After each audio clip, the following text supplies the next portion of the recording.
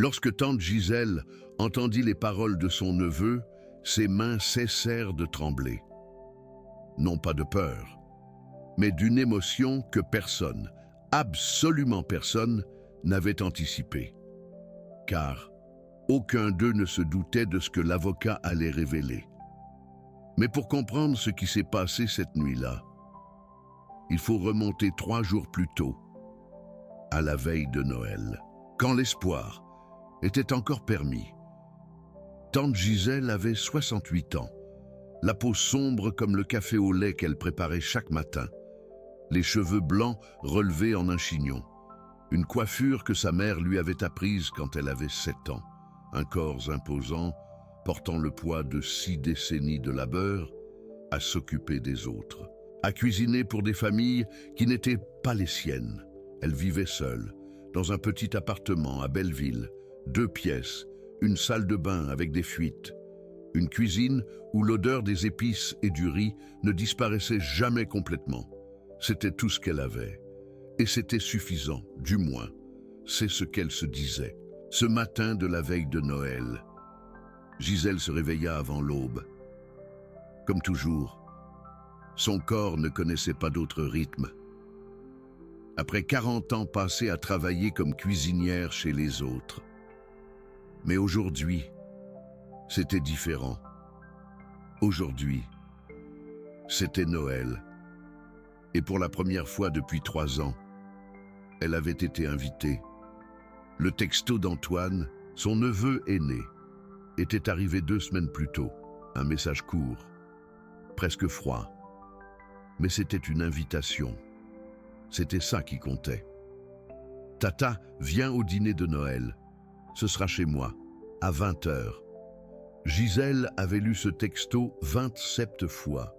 Elle connaissait le nombre exact, car chaque fois qu'elle le lisait, elle sentait une chaleur dans sa poitrine, quelque chose qui ressemblait dangereusement à l'espoir. Elle avait élevé Antoine, Maxime et Pauline, les 3 neveux et nièces de sa sœur Danielle, décédés dans une tragédie quand le plus jeune avait à peine 6 ans. Gisèle n'avait jamais eu d'enfant, ne s'était jamais mariée. Elle avait consacré sa vie à s'occuper des enfants des autres. Et quand sa sœur était morte, elle avait pris soin des siens, comme s'ils étaient les siens. Elle les emmenait à l'école, leur préparait des repas, leur racontait des histoires pour s'endormir, séchait leurs larmes, leur apprenait à lasser leurs chaussures, à dire « s'il vous plaît » et « merci », à respecter les aînés. Et quand ils ont grandi, un par un, ils l'ont oublié. Si vous avez déjà senti que le monde vous tournait le dos, après tout ce que vous avez donné, cette vidéo est pour vous. Restez jusqu'à la fin, car ce qui est arrivé à tante Gisèle va changer la façon dont vous voyez les personnes invisibles. Ce matin-là, Gisèle ouvrit son armoire et regarda les seuls vêtements décents qu'elle possédait. Une robe fleurie, bleue avec des fleurs blanches. Elle l'avait achetée il y a 15 ans, pour le baptême de la fille de Pauline. Elle était un peu usée au coude.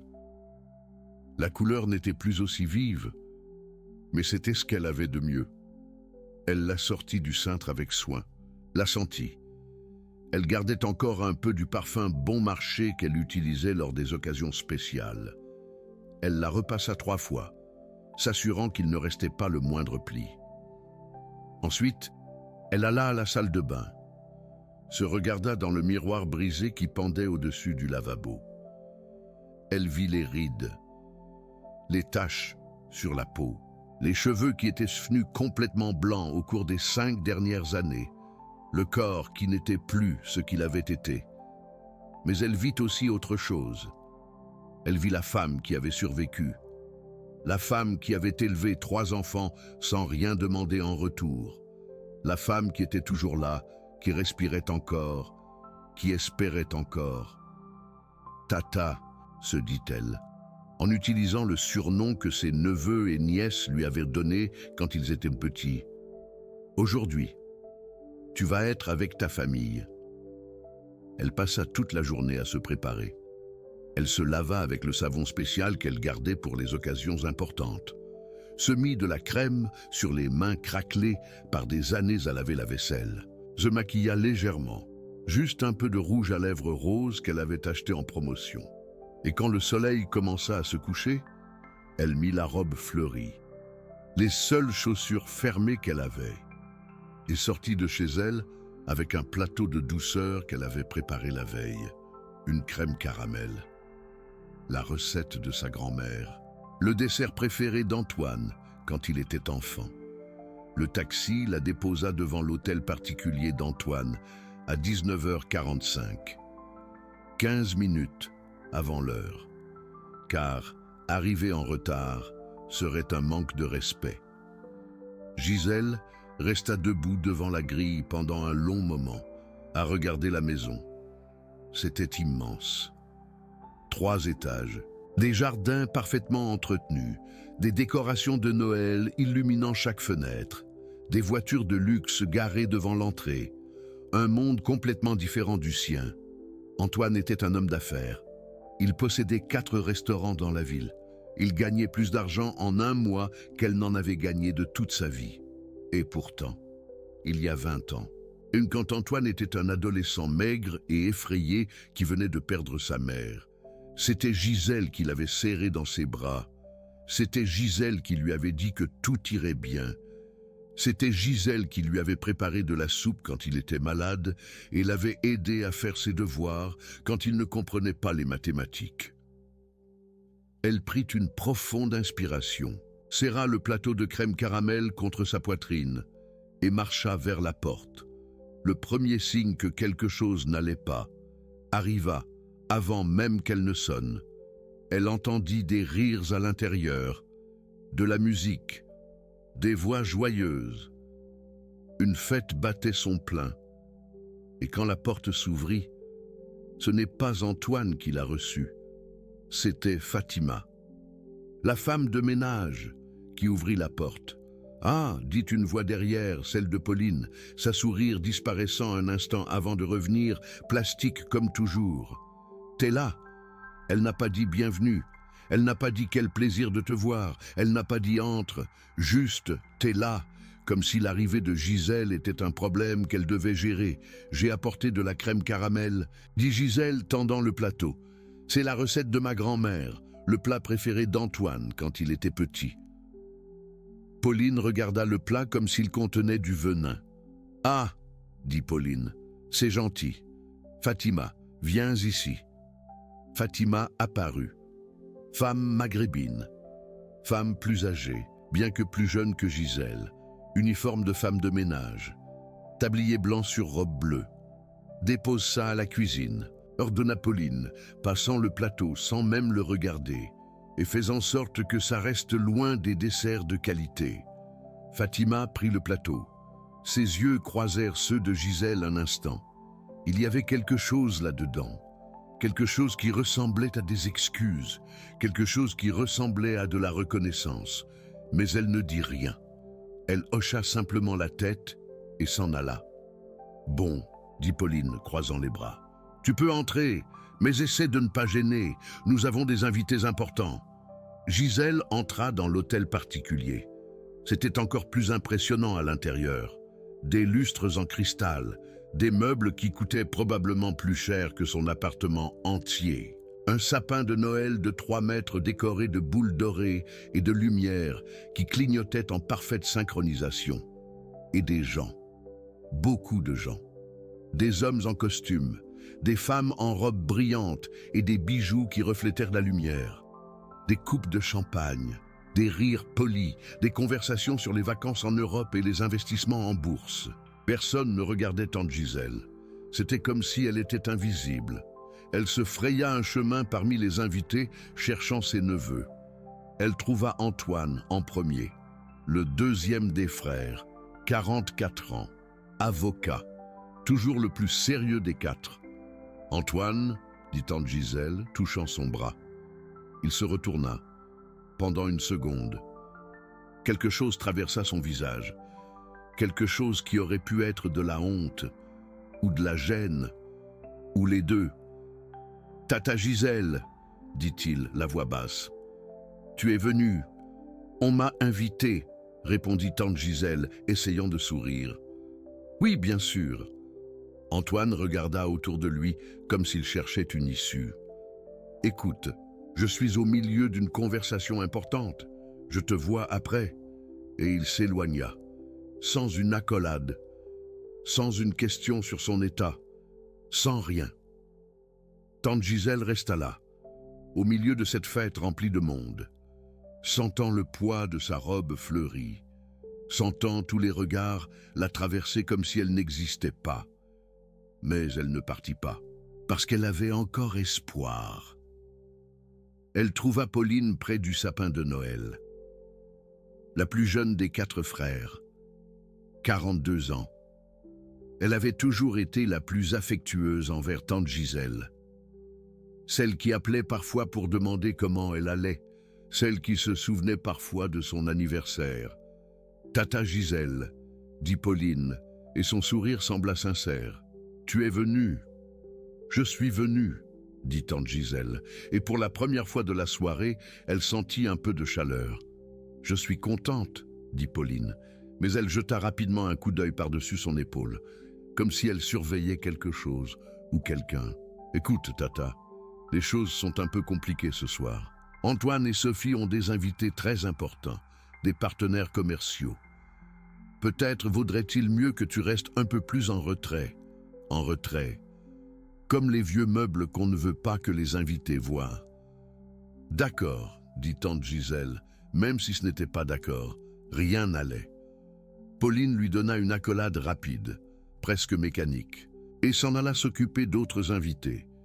Si cette histoire vous fait ressentir quelque chose, que ce soit de la rage, de la tristesse ou de la reconnaissance, alors vous savez exactement de quoi je parle.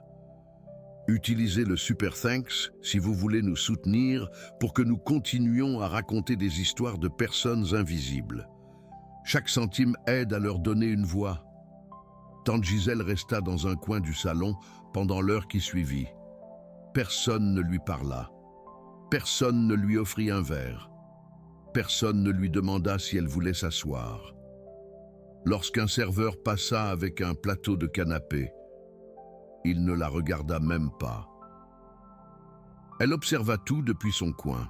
Elle observa Antoine, riant avec ses associés, racontant des histoires de ses voyages d'affaires. Elle observa Sophie se déplacer parmi les invités comme une reine, recevant des compliments pour la décoration. Elle observa Antoine discutant de politique avec des hommes en costume cher. Elle observa Pauline évitant de la regarder. Et elle se demanda, pas pour la première fois, où était passée la famille qu'elle avait élevée. Où était l'enfant qui lui disait « Tata, raconte-moi une histoire avant de dormir ?» Où était la fillette qui lui demandait de lui apprendre à faire de la crème caramel? Où étaient les adolescents qui couraient l'embrasser quand elle arrivait en visite? Ils étaient partis. Ils étaient tous partis. Et à leur place, il y avait des adultes qui la regardaient comme un souvenir gênant de temps qu'ils préféraient oublier. À 10 heures du soir, le dîner fut servi. Une longue table élégante, avec 30 couverts parfaitement disposés, des nappes blanches, des assiettes de porcelaine, des verres en cristal, un festin digne de roi. Tante Gisèle chercha sa place. Il n'y en avait pas. « Excusez-moi, » dit-elle à l'un des serveurs, « où dois-je m'asseoir ?» Le serveur la regarda de haut en bas. Sa robe fleurie, ses chaussures usées, son corps qui ne semblait clairement pas appartenir à ce monde. « Je suis désolé, madame, » dit-il, « mais la table est complète. Il n'y a de la place que pour les invités. »« Mais je suis une invitée, » dit tante Gisèle. Le serveur fronça les sourcils, confus. « Attendez ici. » Il alla chercher quelqu'un. Quelques minutes plus tard, il revint avec Sophie. « Que se passe-t-il » demanda Sophie, la voix tendue. « Cette dame dit qu'elle est invitée, » dit le serveur.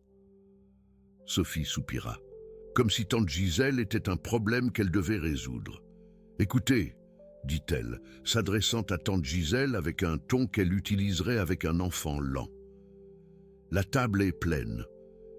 Il y a 30 places pour 30 invités. On ne peut pas simplement ajouter plus de chaises. Mais Antoine m'a invité, dit tante Gisèle. Oui, bien sûr, pour que tu viennes dire bonjour, pas pour que tu restes dîner. Les mots frappèrent tante Gisèle comme une gifle.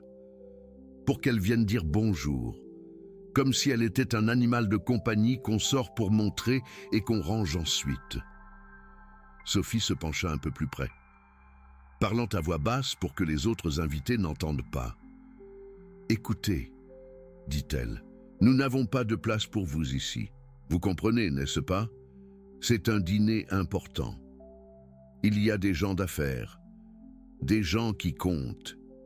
Et vous, eh bien, vous ne correspondez pas vraiment. » Tante Gisèle sentit l'air lui manquer. 40 ans. Elle avait passé 40 ans à s'occuper de cette famille. Elle avait sacrifié sa jeunesse, ses rêves, sa possibilité d'avoir sa propre famille. Et maintenant, on lui disait qu'elle ne correspondait pas, qu'elle ne comptait pas. Sophie fouilla dans son sac à main et en sortit un billet. « Tenez, dit-elle, tendant le billet vers tante Gisèle, pour le taxi. Il y a un arrêt à 2 pâtés de maison. Joyeux Noël. » Et elle s'en alla, sans attendre de réponse, sans se retourner. Tante Gisèle resta là, au milieu de cet hôtel particulier rempli de monde, tenant un billet de 50 € à la main, 68 ans de vie, 40 ans de service à cette famille. Et tout ce qu'elle recevait, c'était 50 € pour un taxi. Mais ce n'était pas le pire. Le pire arriva lorsqu'elle chercha ses neveux. Antoine était à la tête de la table, servant du vin à ses invités. Elle le regarda, espérant qu'il remarquerait ce qui se passait, qu'il dirait quelque chose, qu'il la défendrait. Il la vit. Leurs yeux se croisèrent pendant une seconde, et ensuite, il regarda ailleurs, comme s'il ne la connaissait pas. Antoine était à 3 chaises de là.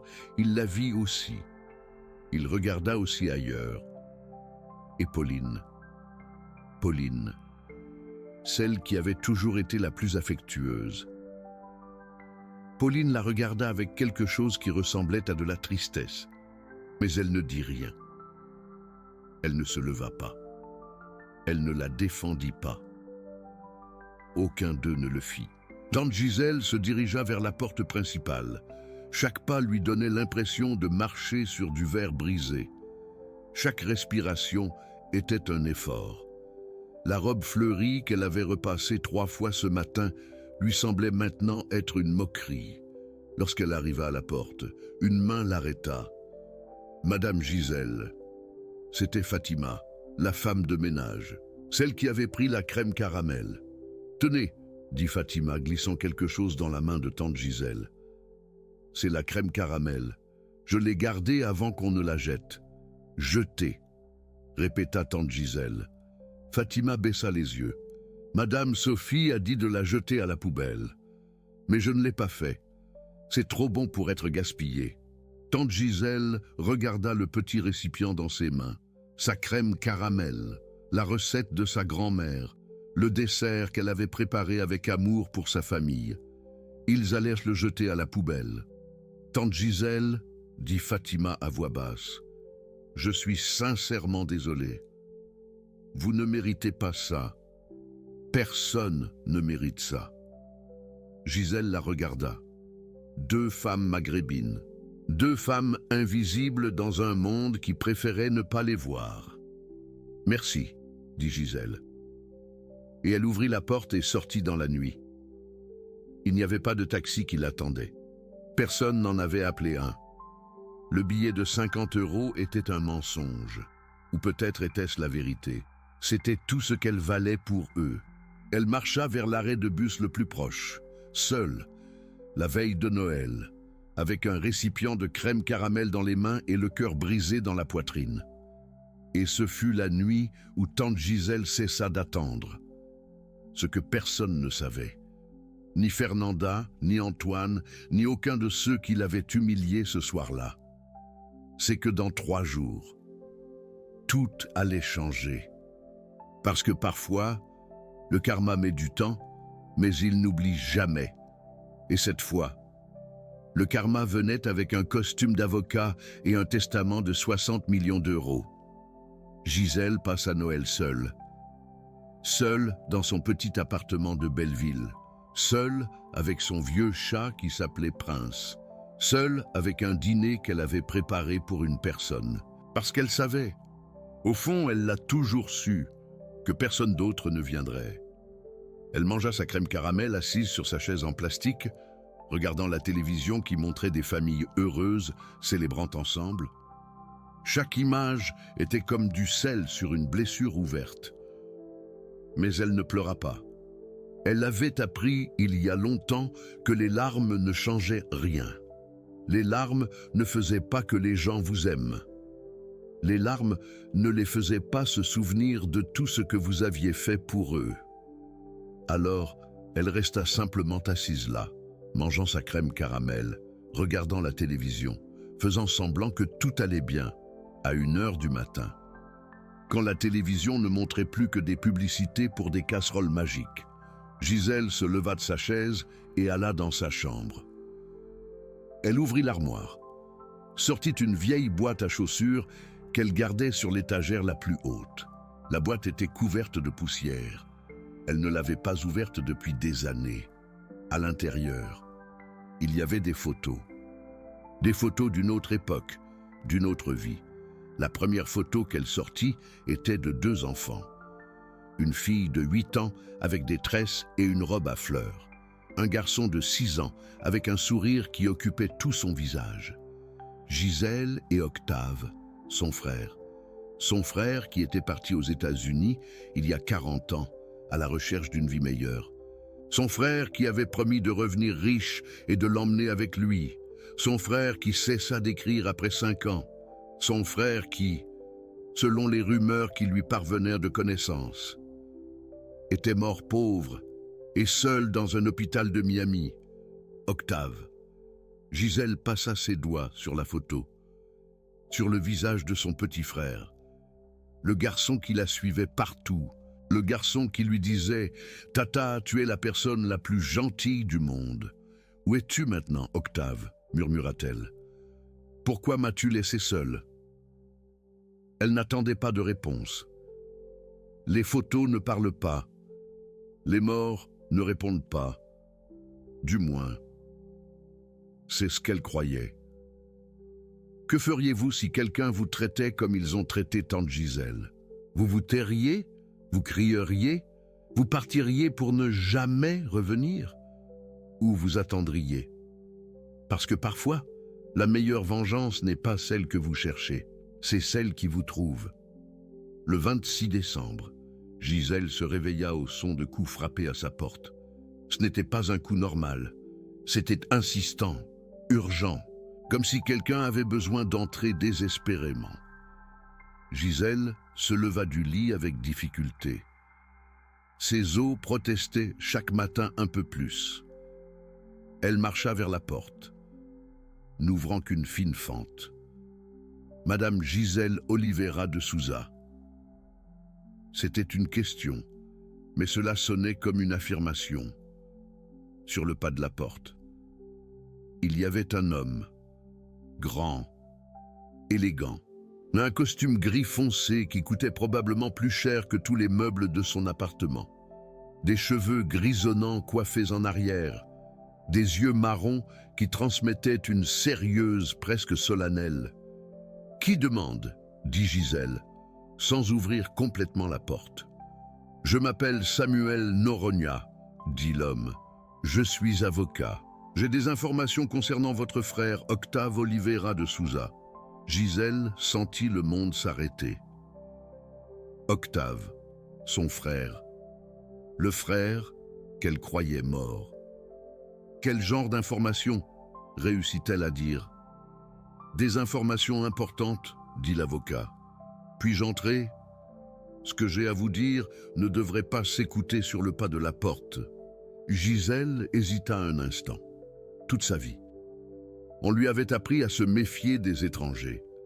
surtout des étrangers en costume cher qui promettaient des choses trop belles.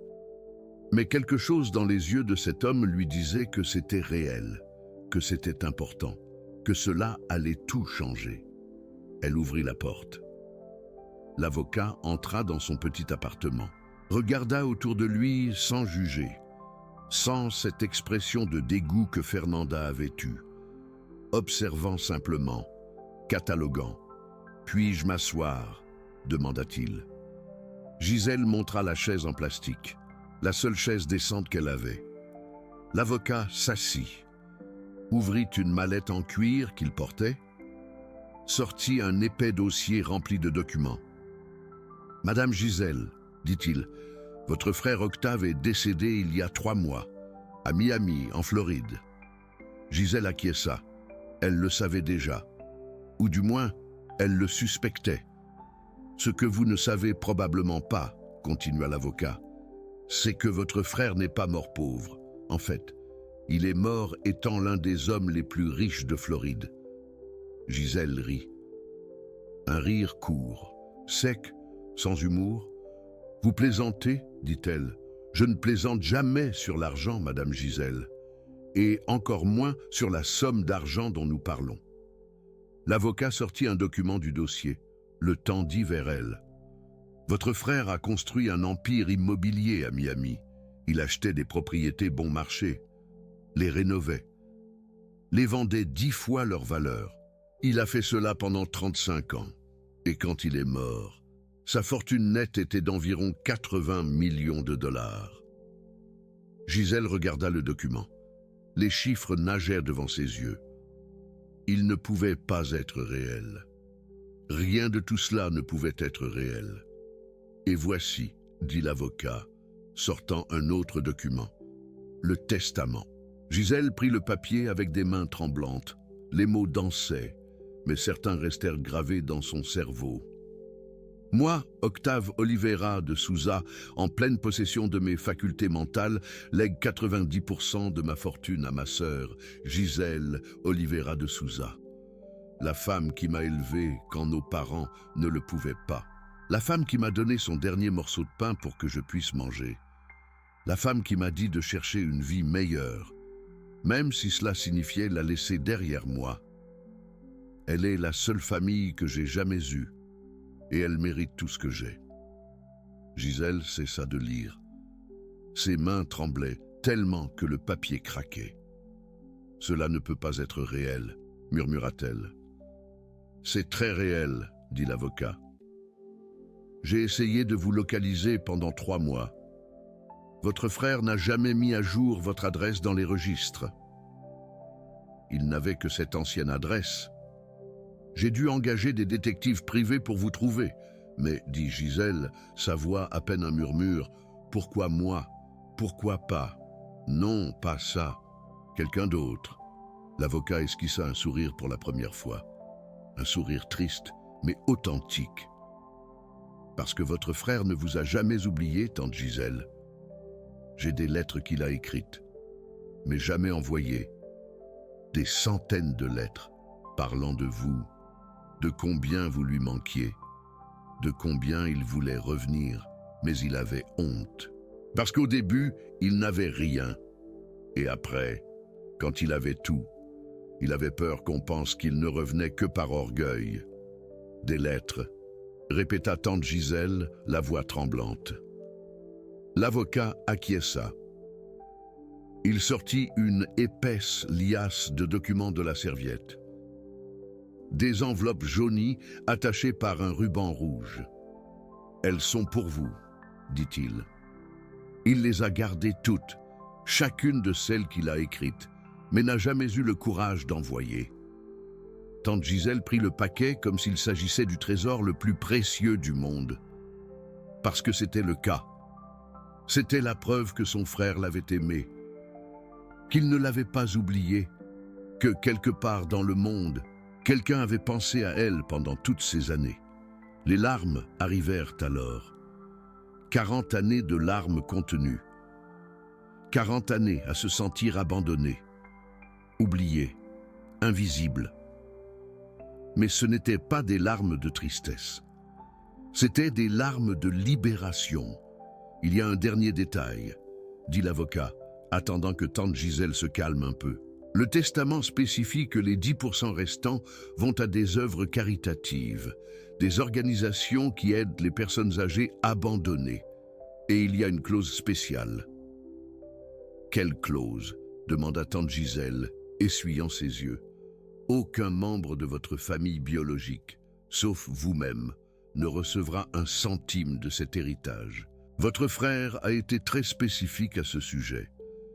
Il a dit que les seuls parents que vous avez sont les enfants de votre sœur Danielle, et que ces enfants ne méritent rien, parce qu'ils vous ont abandonné quand vous aviez le plus besoin d'eux.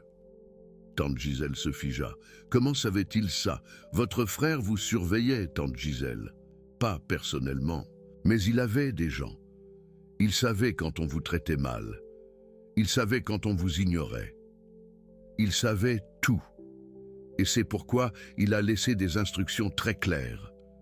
Cet argent est à vous, seulement à vous, et à personne d'autre. Tante Gisèle regarda les lettres dans ses mains, regarda les documents sur la table, regarda l'avocat avec son costume cher et son expression sérieuse. Et soudain, quelque chose changea en elle. Ce n'était pas de la rage, pas exactement. C'était quelque chose de plus profond. C'était la réalisation qu'elle avait passé toute sa vie à être invisible, à être ignorée, à être traitée comme si elle ne valait rien. Et maintenant, soudain, elle valait 60 millions d'euros. « Que dois-je faire maintenant ?» demanda-t-elle, sa voix plus ferme qu'elle ne l'avait été depuis des années. « Ce que vous voulez, dit l'avocat, c'est votre argent, votre vie, vos décisions. » Tante Gisèle pensa à l'hôtel particulier d'Antoine, au dîner de la veille de Noël dont elle avait été chassée, au visage de ses neveux qui détournèrent le regard pendant qu'on l'humiliait, et elle pensa au Nouvel An. La famille célébrait toujours le Nouvel An dans le même hôtel particulier. C'était une tradition à laquelle elle n'avait jamais été invitée, jusqu'à présent. « Maître Dubois, dit tante Gisèle, j'ai une faveur à vous demander. » L'avocat haussa un sourcil. « Dites, je veux aller à une fête, mais j'ai besoin d'avoir l'air différente. J'ai besoin que personne ne me reconnaisse, jusqu'à ce que le moment soit venu. » L'avocat sourit. Cette fois, un sourire complet. « Tante Gisèle, dit-il, ce sera un plaisir de vous aider. Si vous pensez que l'argent ne peut pas acheter le bonheur, vous avez raison, mais il peut acheter la justice. Et parfois, c'est exactement ce dont on a besoin. » Les 4 jours suivants furent les plus surréalistes de la vie de tante Gisèle. L'avocat l'emmena dans une banque. Pas n'importe quelle banque. Une banque privée, où on la traita comme une reine. On lui ouvrit des comptes. On lui expliqua les investissements. On lui donna des cartes de crédit sans limite. Après, il l'emmena dans une boutique. Une boutique de vêtements dans un quartier où elle n'aurait jamais osé entrer, où les mannequins portaient des robes qui coûtaient plus qu'une année de sa retraite. Mais maintenant, elle pouvait payer ses robes. Elle pouvait payer 100 de ses robes, si elle le voulait.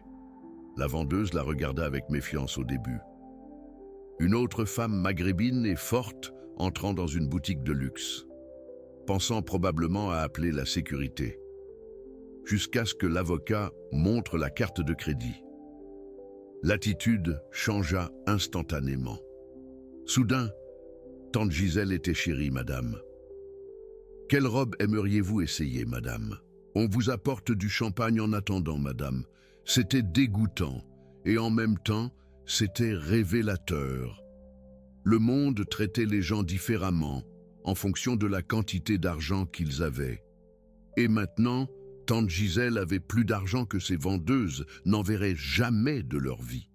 Elle choisit une robe, bleu foncé, élégante, mais pas ostentatoire.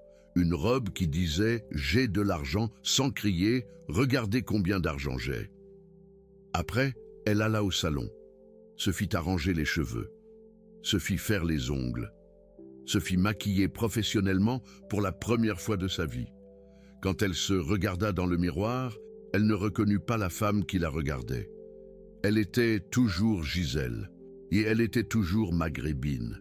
Elle était toujours forte. Elle avait toujours 68 ans. Mais il y avait quelque chose de différent dans ses yeux. Quelque chose qui n'avait pas été là auparavant. C'était le pouvoir. Pas le pouvoir de l'argent, bien que cela aidait aussi. C'était le pouvoir de savoir qu'elle valait quelque chose, qu'elle avait toujours valu quelque chose, et que finalement, le monde allait le voir. Le 31 décembre arriva plus vite que prévu. Tante Gisèle mit sa nouvelle robe, ses nouvelles chaussures, ses nouveaux bijoux. Pas beaucoup de bijoux, juste un collier de perles qui avait appartenu à la mère d'Antoine, sa mère. Un collier que l'avocat avait fait venir de Miami spécialement pour elle. La voiture arriva à 9 heures du soir. Pas un taxi. Une Mercedes noire avec chauffeur en uniforme. Autre détail, courtoisie de l'avocat.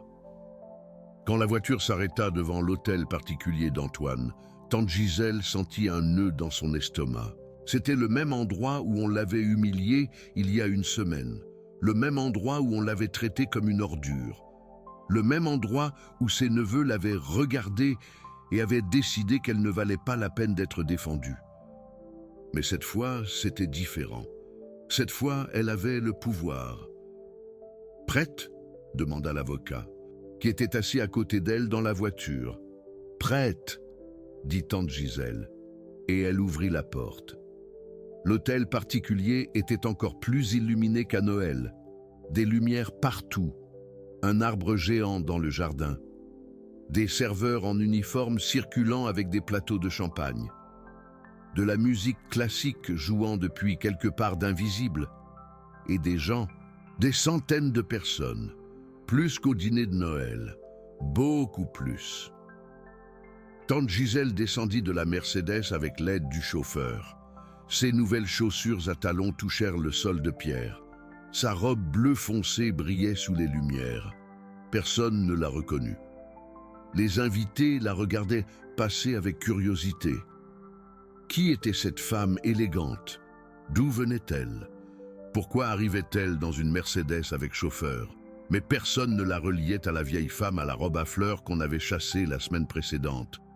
Personne ne voyait tante Gisèle, la tata invisible. On remarquait quelqu'un d'autre, quelqu'un d'important, quelqu'un qui valait la peine d'être regardé. C'était incroyable. Ce qu'une robe chère et une voiture de luxe pouvaient faire sur la perception des gens. Tante Gisèle s'avança vers l'entrée. L'avocat la suivait à 2 pas, discret, professionnel, prêt à agir quand le moment serait venu.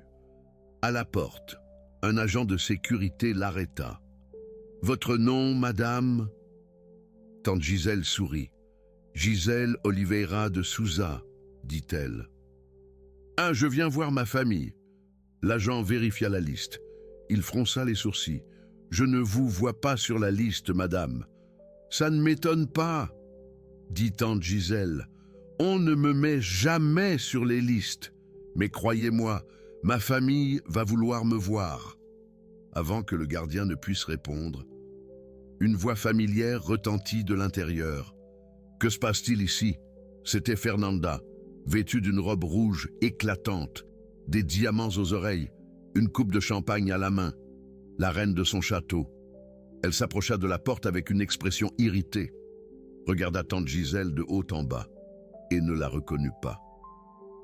« Qui êtes-vous » demanda Fernanda, son ton le même que celui qu'elle utiliserait avec une démarcheuse importune. Tante Gisèle sentit une vague de satisfaction parcourir son corps. « Tu ne me reconnais pas, Fernanda ?» Le visage de Fernanda changea. D'abord la confusion, ensuite la surprise, et enfin l'horreur. « Tata !» commença-t-elle, sa voix tremblant. Tata Gisèle, en personne, dit Gisèle. Je viens fêter le nouvel an avec ma famille. Y a-t-il un problème avec ça? Fernanda ouvrit la bouche, la referma, l'ouvrit de nouveau. Aucun mot ne sortit. Derrière elle, d'autres invités avaient commencé à remarquer la scène, des chuchotements, des regards curieux, le genre d'attention que Fernanda détestait. Dit Fernanda, essayant de reprendre son calme. Je ne savais pas que tu viendrais. Tu n'es pas sur la liste. Tu ne m'as pas invité, dit Gisèle. Mais j'ai décidé de venir quand même. J'espère que ça ne te dérange pas. Ce n'était pas une question, c'était une affirmation. Et Fernanda, pour la première fois de sa vie, ne sut pas quoi répondre. Tante Gisèle entra dans l'hôtel particulier sans attendre la permission. Elle marcha parmi les invités comme si elle était la propriétaire des lieux. Parce que d'une certaine façon, elle pouvait maintenant acheter cet endroit d'X fois sans scier. Elle trouva Antoine en premier. Son petit-neveu aîné était près du bar, riant avec un groupe d'hommes d'affaires. Verre de whisky, cigare cher, l'image parfaite de la réussite. Antoine, dit Gisèle. Il se retourna, et son visage passa par les mêmes phases que celui de Fernanda. Confusion, reconnaissance, panique. Tata, dit-il. Sa voix à peine un murmure. Qu'est-ce que tu fais ici? Je viens fêter, dit Gisèle. C'est le nouvel an. Je devrais être avec ma famille. Tu ne trouves pas? Les hommes qui entouraient Antoine les regardaient avec curiosité. L'atmosphère était devenue tendue. On peut parler en privé? Dit Antoine, prenant Gisèle par le bras. Non, dit Gisèle, se dégageant. Je crois que ce que j'ai à dire devrait être écouté par tout le monde. Antoine pâlit. Tata, s'il te plaît. S'il te plaît quoi, Antoine? S'il te plaît, ne t'affiche pas devant tes amis riches. S'il te plaît, ne leur raconte pas comment tu m'as chassé de chez toi à Noël. S'il te plaît, ne leur dis pas que tu m'as donné 50 € pour un taxi et que tu m'as dit que je ne correspondais pas. Les chuchotements s'étaient transformés en silence absolu. Tout le monde regardait, tout le monde écoutait. Ce n'est pas, commença Antoine. Ce n'est pas quoi, interrompit Gisèle. Ce n'était pas humiliant? Ce n'était pas cruel? Ce n'était pas la pire expérience de ma vie? Parce que je t'assure que c'était toutes ces choses. La foule avait grandi. Maxime et Pauline étaient apparus. Fernanda était au fond, son visage rouge de honte ou de rage. C'était difficile à dire. « Je vous ai élevé », continua Gisèle, sa voix ferme. « Je vous ai élevés tous. Quand votre mère est morte, j'étais là. Quand vous n'aviez pas à manger, je cuisinais avec le peu que j'avais. Quand vous étiez malade, je passais des nuits blanches à vous soigner. Et comment m'avez-vous remercié en me chassant de chez vous à Noël comme si j'étais un déchet? Tata, dit Pauline, faisant un pas en avant. Nous sommes désolés. Nous n'aurions pas dû. Non, interrompit Gisèle. Vous n'auriez pas dû, mais vous l'avez fait. Et maintenant, vous allez écouter ce que j'ai à dire. Elle se tourna vers l'avocat, qui était resté silencieux tout ce temps. Maître Dupré, dit-elle. S'il vous plaît. L'avocat acquiesça, fit un pas en avant, sortit un document de sa mallette. Mesdames et messieurs, dit-il, sa voix professionnelle résonnant dans le silence. Je m'appelle Maître Dupré.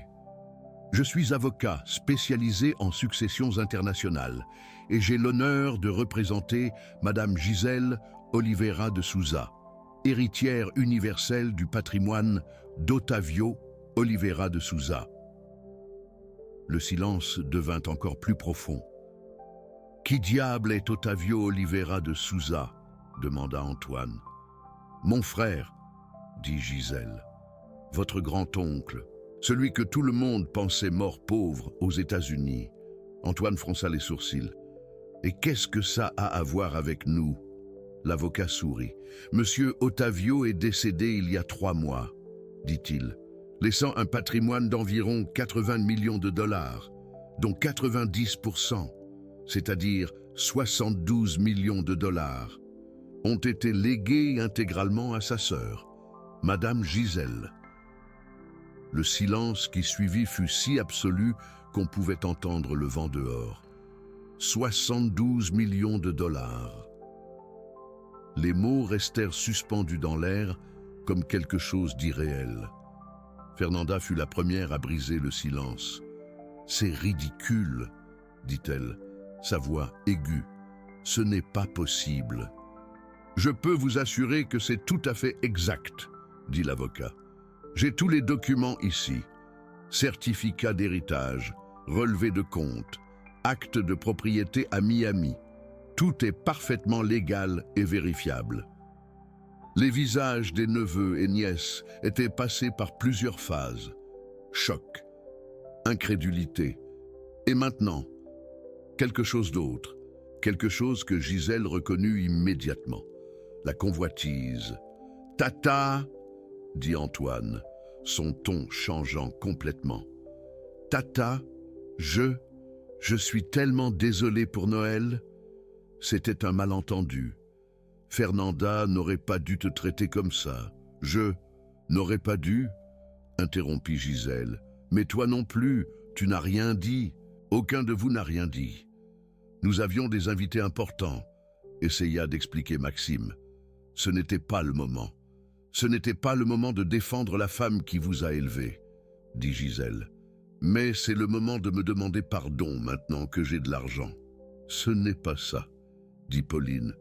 Tata, on t'aime, on t'a toujours aimé. Vous m'aimez, répéta Gisèle. Vous m'aimez tellement que vous m'avez laissé seul à Noël. Vous m'aimez tellement que vous ne m'avez même pas appelé pour savoir si j'étais bien rentré. Vous m'aimez tellement que j'ai dû passer la soirée la plus importante de l'année à manger seul devant une télévision. Les larmes avaient recommencé à couler sur les joues de Pauline. Je suis désolée, dit-elle. Je suis vraiment désolée. Gisèle la regarda. De tous ses neveux et nièces, Pauline était la seule qui semblait réellement repentante. La seule qui semblait comprendre ce qu'elle avait fait. Mais cela ne changeait rien. Le testament de mon frère est très clair, dit tante Gisèle. Aucun membre de ma famille biologique, à l'exception de moi-même, ne recevra quoi que ce soit de cet héritage. Antoine savait comment vous me traitiez. Il avait des gens qui le tenaient informé. Et il a décidé qu'aucun de vous ne méritait un centime. Les visages ont de nouveau changé. La cupidité s'est transformée en rage. C'est injuste, dit Antoine. Nous sommes une famille. Famille, répéta tante Gisèle, savourant l'ironie du mot. La famille, c'est ce que nous étions quand je vous élevais, quand je vous préparais à manger, quand je soignais vos blessures. Mais il y a longtemps que vous avez cessé de me traiter comme une famille. Nous pouvons contester le testament, dit Maxime, l'avocat de la famille. Il existe des moyens légaux de le faire. Vous pouvez essayer, interrompit l'avocat maître Dubois, mais je vous avertis que je suis l'un des spécialistes en succession internationale les plus reconnus du continent. Et ce testament est blindé, notarié dans 3 pays, avec des clauses anti-contestation. Votre frère était un homme très intelligent, Madame Gisèle. Il s'est assuré que personne ne puisse vous enlever ce qu'il vous a laissé. Maxime ferma la bouche. Tante Gisèle regarda autour d'elle. Les invités qui observaient en silence. Ses neveux qui la regardaient avec un mélange de rage et de désespoir. Pauline, dont le visage était si rouge qu'elle semblait sur le point d'exploser. Et elle sentit quelque chose qu'elle n'avait pas ressenti depuis longtemps. La paix. Ce n'est pas la vengeance que je recherche, dit tante Gisèle, sa voix plus douce maintenant. Je ne suis pas venu ici pour vous humilier comme vous m'avez humilié. Je suis venu pour que vous sachiez la vérité. Pour que vous compreniez que les personnes invisibles ont aussi de la valeur. Que les vieilles tatas qu'on éjecte des fêtes méritent aussi le respect. Elle fit une pause. Et je suis venu pour faire mes adieux. Faire tes adieux, demanda Pauline. Je pars à Miami, dit tante Gisèle, pour découvrir l'endroit où mon frère a vécu toutes ces années, pour voir les propriétés qui sont maintenant à moi, pour commencer une nouvelle vie. Mais tata, dit Antoine, en avançant d'un pas, tu ne peux pas partir comme ça. Nous sommes ta famille. Nous pouvons arranger les choses. Plus maintenant, dit tante Gisèle. Nous ne sommes plus une famille. Vous avez cessé de l'être quand vous avez décidé que je ne correspondais pas à votre monde brillant. Elle se tourna vers la porte. Mais avant de partir, elle s'arrêta. Il y a une chose de plus, dit-elle. Elle regarda vers le fond de l'hôtel particulier, vers l'endroit où les employés étaient debout, observant la scène avec des expressions qui mêlaient la surprise et quelque chose qui ressemblait à de la satisfaction. Fatima, appela tante Gisèle. La femme de ménage s'approcha lentement. Elle portait toujours son uniforme. Elle avait toujours cette expression de quelqu'un habitué à être invisible. « Oui, madame, » dit Fatima. « Vous avez gardé ma crème caramel l'autre soir, » dit tante Gisèle, quand tous les autres allaient la jeter à la poubelle. « Oui, madame, » dit Fatima. Confuse, tante Gisèle sourit. « Cela m'a prouvé que vous êtes une bonne personne qui voit les autres, une personne qui vaut la peine d'être connue. » Elle sortit une carte de son sac. Elle la tendit à Fatima. « Voici mon numéro, » dit-elle. « Quand vous aurez fini de travailler ici, appelez-moi, j'ai une offre à vous faire. » Fatima prit la carte avec des mains tremblantes. « Quel genre d'offre ?» demanda-t-elle.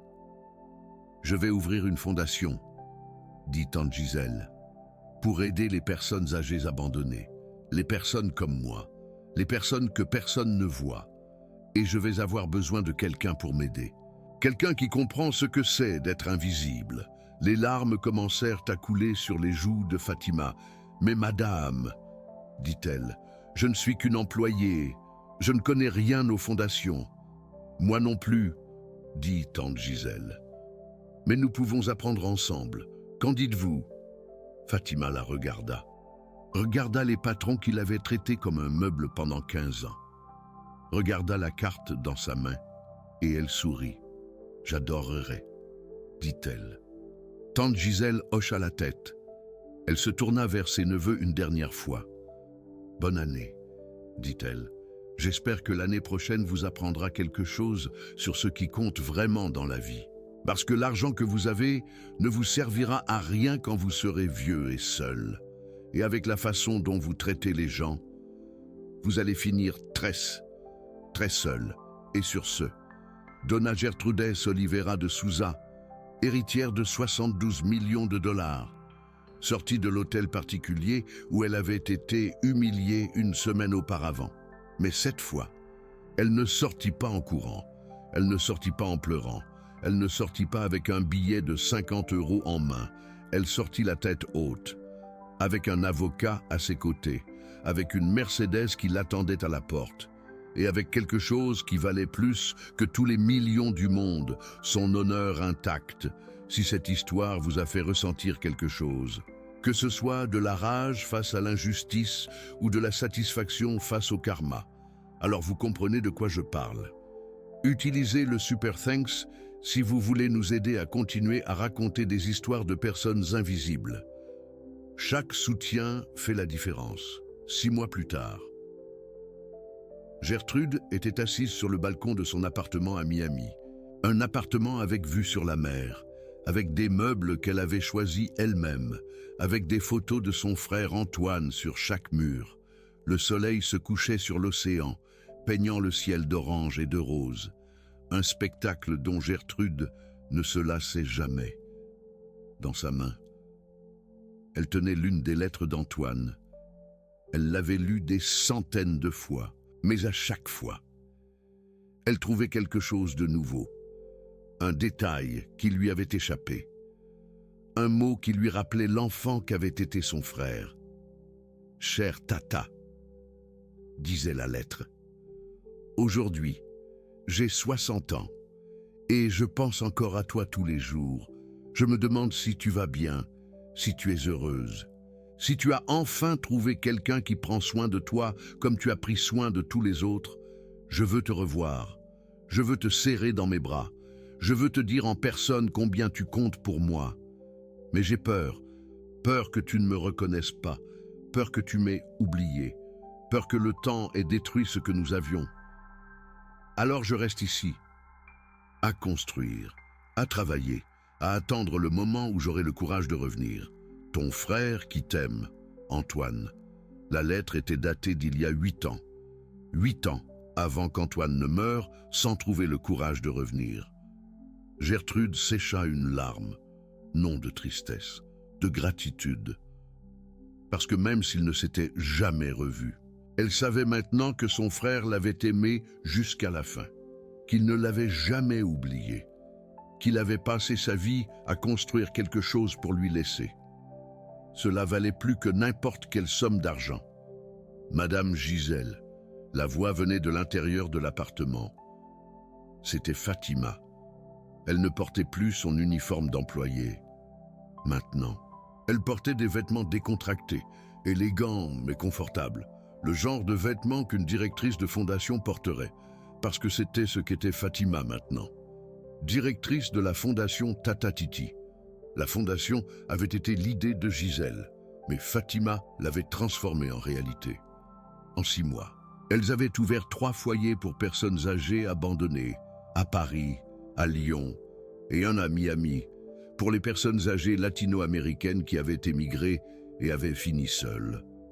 Chaque foyer portait le nom d'une personne importante pour tante Gisèle. Le premier s'appelait Foyer Antoine pour son frère. Le deuxième, Foyer Daniel pour sa sœur. Le troisième, Foyer Fatima parce que tante Gisèle y tenait. « Qu'y a-t-il » demanda tante Gisèle. « Vous avez un appel » dit Fatima. « C'est Pauline. Encore. » Tante Gisèle soupira. Pauline avait appelé toutes les semaines depuis que tante Gisèle était partie à Miami.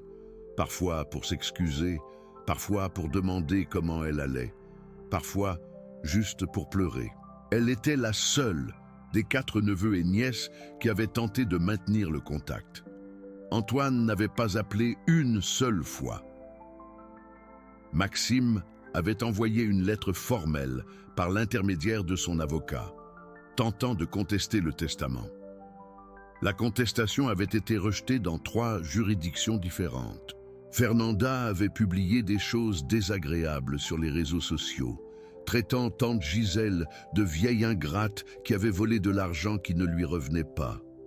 Mais Pauline était différente. Pauline semblait sincèrement repentie. « Passe-moi l'appel, dit tante Gisèle. Fatima acquiesça et lui passa le téléphone. « Tata, dit la voix de Pauline. Merci de répondre. »« Je réponds toujours, dit tante Gisèle.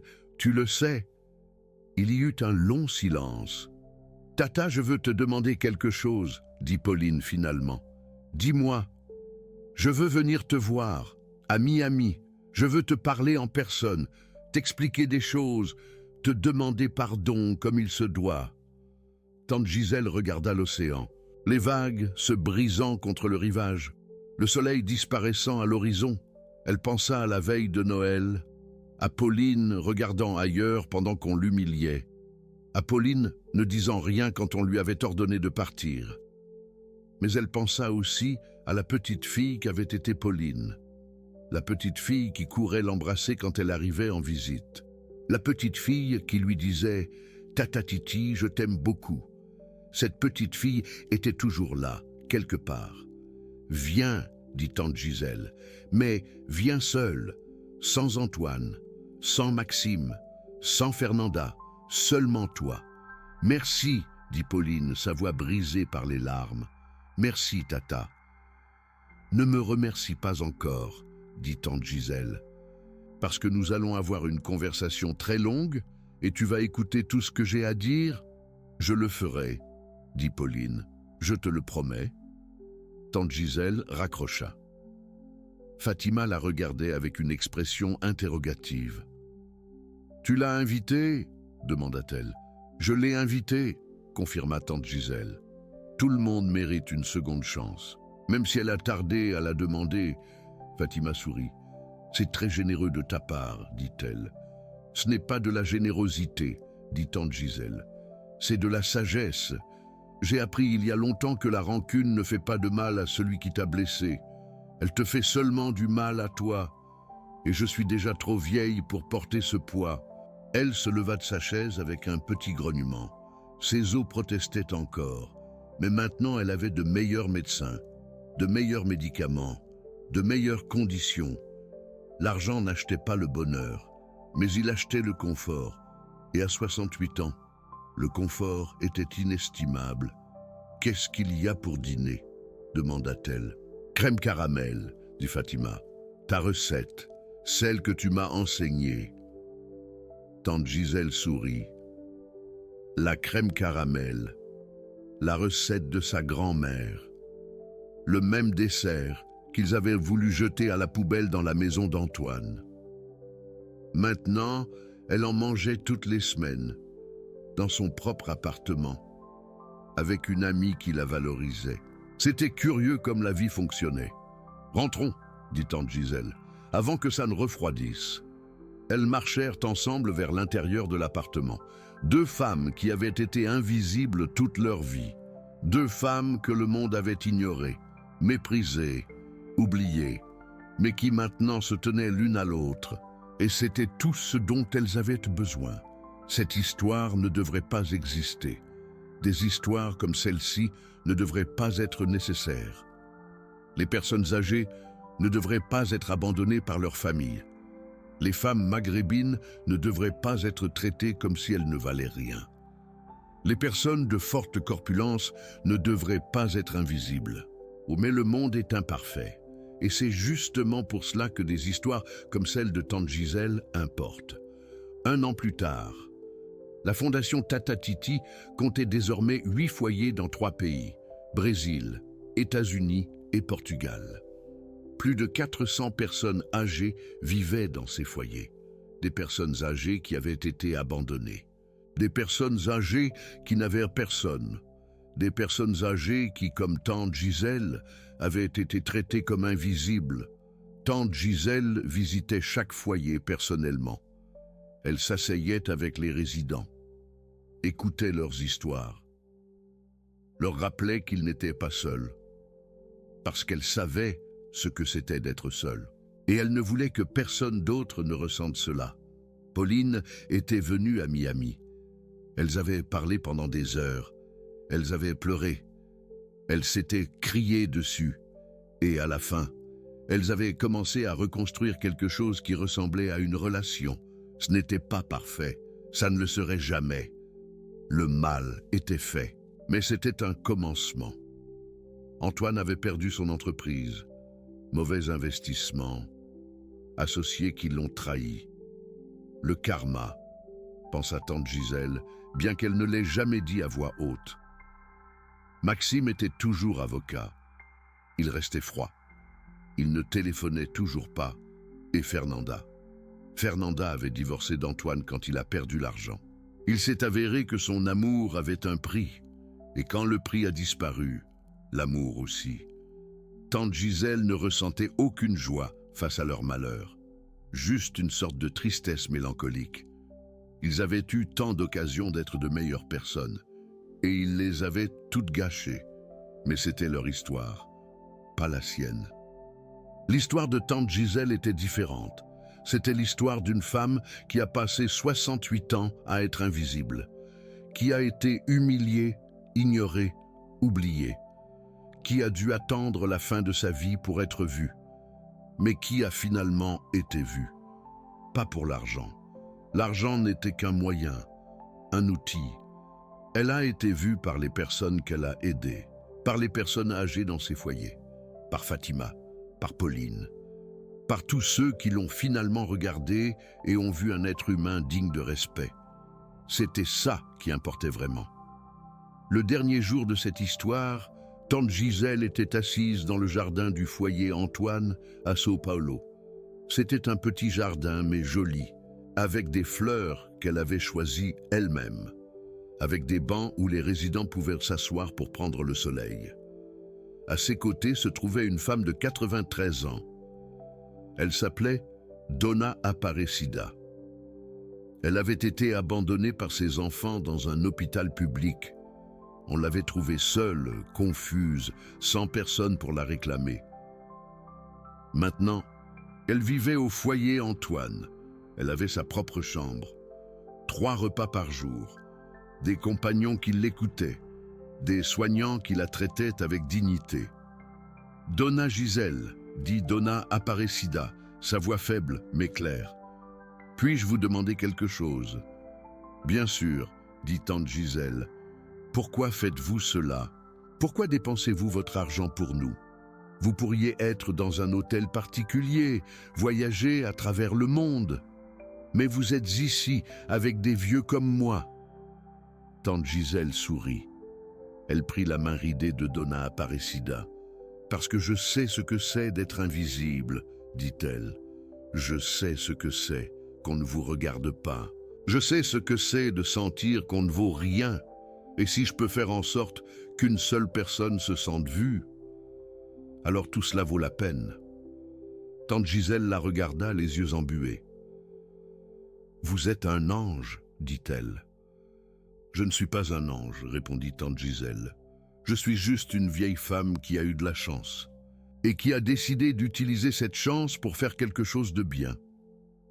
Elles restèrent silencieuses un moment, à admirer le jardin, à écouter les oiseaux, à sentir le soleil sur leur visage.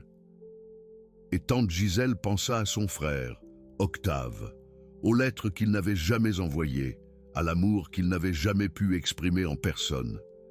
Mais qui, maintenant, à travers elle, atteignait des centaines de personnes? Je te le promets, Octave, murmura tante Gisèle, si bas que seule elle pouvait l'entendre. Je vais prendre soin de tous ceux que je peux, comme tu as pris soin de moi. Et elle tint sa promesse. Tante Gisèle Oliveira de Souza vécut jusqu'à 84 ans. Elle mourut paisiblement dans son appartement de Nice, avec Fatima à ses côtés. La fondation qu'elle créa continue de fonctionner jusqu'à ce jour. Elle possède 25 foyers dans 7 pays. Plus de 2000 personnes âgées y vivent, et dans chaque foyer, il y a une photo d'une femme maghrébine, âgée, corpulente, souriant à l'objectif. Sous la photo, il y a une plaque qui dit « Tante Gisèle Oliveira de Souza, fondatrice, 1956-2040 ». Elle voyait les invisibles, parce que c'est ce que tante Gisèle faisait. Elle voyait les personnes que personne d'autre ne voyait, et elle leur rappelait qu'elles valaient la peine. Vous avez 2 options maintenant. Vous pouvez fermer cette vidéo et continuer votre journée, oublier ce que vous avez entendu, reprendre votre routine, ou vous pouvez faire quelque chose de différent. Vous pouvez regarder autour de vous, voir les personnes que vous ignorez normalement. Le monsieur âgé qui vend des crêpes au coin de la rue, la dame qui nettoie votre bureau, le voisin qui vit seul et ne reçoit jamais de visite. Vous pouvez les voir, vraiment les voir. Vous n'avez pas besoin de millions d'euros pour faire la différence. Parfois, tout ce qu'il faut, c'est un sourire, un mot gentil, un moment d'attention.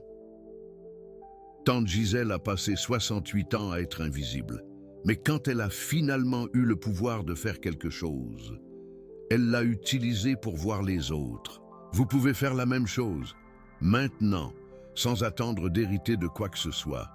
La question est, le ferez-vous? Dans les commentaires, racontez-moi. Connaissez-vous quelqu'un comme tante Gisèle? Quelqu'un qui donne tout sans rien recevoir en échange. Quelqu'un qui mérite d'être vu, mais que le monde ignore. Racontez-moi son histoire. Parce que chaque histoire compte. Et si cette histoire vous a fait ressentir quelque chose, partagez-la. Pas pour la vidéo, pour le message, pour la vérité que nous méritons tous d'être vus, pour l'espoir que le karma existe, même s'il met parfois du temps à arriver. Mon nom n'a pas d'importance. L'histoire compte. Et celle-ci a commencé avec une famille qui a expulsé sa tante à la veille de Noël. Et s'est terminée avec cette même tante changeant la vie de milliers de personnes. Parce que parfois, ceux qui ont le moins sont ceux qui donnent le plus. Et parfois, les invisibles sont ceux qui voient le mieux. Joyeux Noël. Bonne année et heureuse vie à tous ceux qui choisissent ce devoir. À la prochaine histoire.